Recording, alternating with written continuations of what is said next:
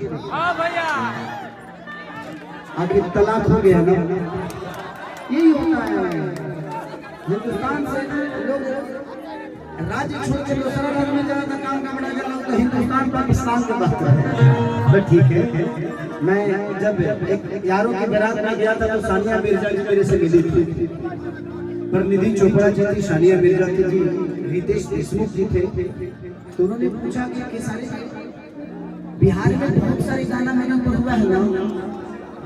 भाई नहीं खेल की बात के जो तू ही बात तनिए भाई बा ढेरे भाई बा आओ इधर आओ कि बहुत कुंवर हिंदुस्तान क्रिकेट सचिन तेंदुलकर धोनी से के बाबू कि पठान सलमान संग कइलू बेमानी कि पठान सलमान संग कइलू बेमानी संगिया आजा आइए सब लोग आ जाओ कोई खड़ा होकर बात खा लेता है दूल्हा के भाई लग रहा है नमो तो गलत जगह पर दूल्हा के मामा जी होंगे नेक मांगे जाते हैं बुला गए बड़ी सरी से कि बहुत कुमार हिंदुस्तानी की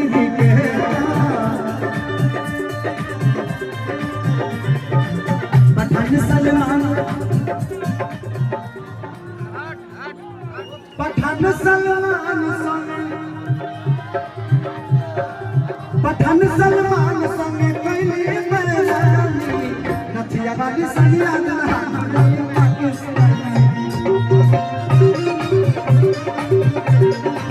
नथिया वाली सनिया पाकिस्तान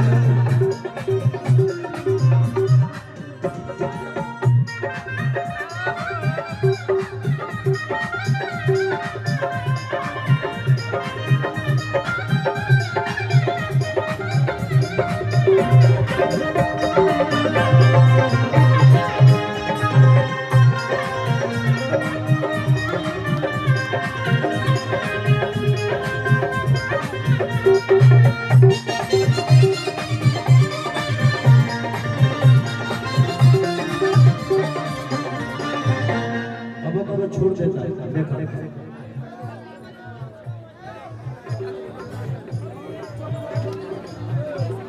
कि कहां चलते के तना लोग अरे फूटल बमूड़ी पूरा हिंदुस्तान के छुरी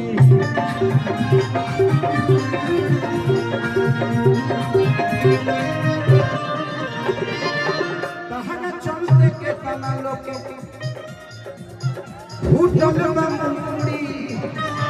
सुनय सनिया चल दिले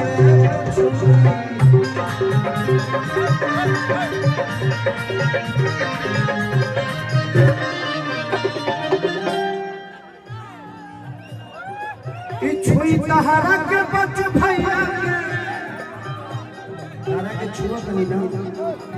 तो वो से हंसता है बच्चू भैया बहुत अच्छे इंसान नहीं है इस मामले में। बाकी मेरे बड़े भाई हैं तो उनको ज्यादा मैं कुछ बोल भी नहीं सकता क्योंकि मेरा रिश्ता खून का है ना, खून के साथ साथ वो पागल भैया है, हम सबके गार्जियन यहाँ बैठे हैं तो मैं ज्यादा बोल भी नहीं सकता। हम सबके बड़े भैया हैं, संजय भैया के सामने ज्यादा मैं छू भी नहीं सकता क्योंकि जेठा बड़ा का रिश्ता है ना कि छुई तहरा के बढ़े बच्चू भैया के परेशानी सानिया नथिया वाली सानिया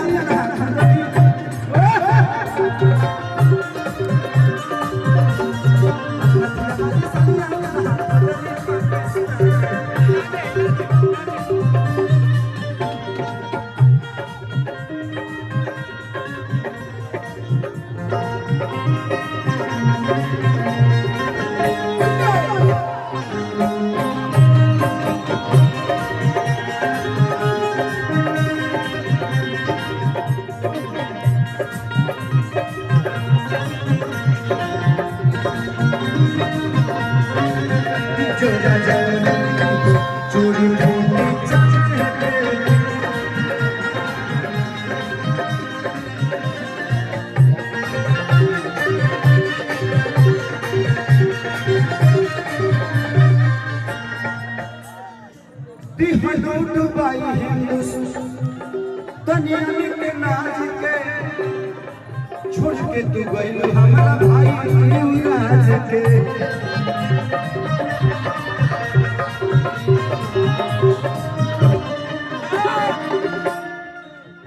रखी चुन चुन आप मेरे भाई जिगर के टुकड़ा हो। पहली बार मैं लड़कियों को संजय भैया को पैसा देख रहा हूँ। ये भी करते हैं यार। हाय बाबा संजय भैया हम तो आपको अच्छा आदमी जानते थे कि पूरा हिंदुस्तानियन के तुड़ देलो नाज हो छोड़िए के गइलू भाई राज हो।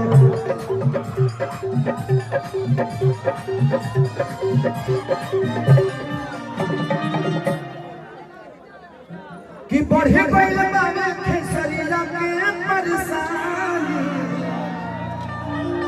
कि बढ़े गइल बाबा खेसरिया के परेशानी तो नथिया वाली सानिया दुल्हा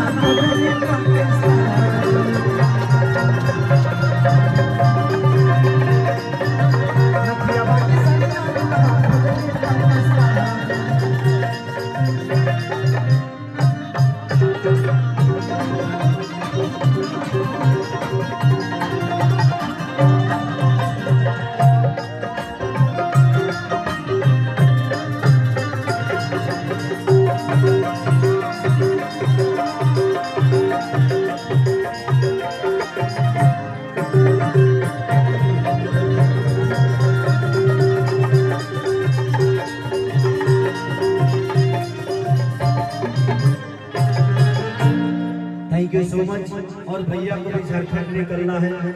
और मुझे भी दिल्ली निकलना है बाई रोड, तो उसके लिए आइए हम दोनों भाई निकलते हैं ताकि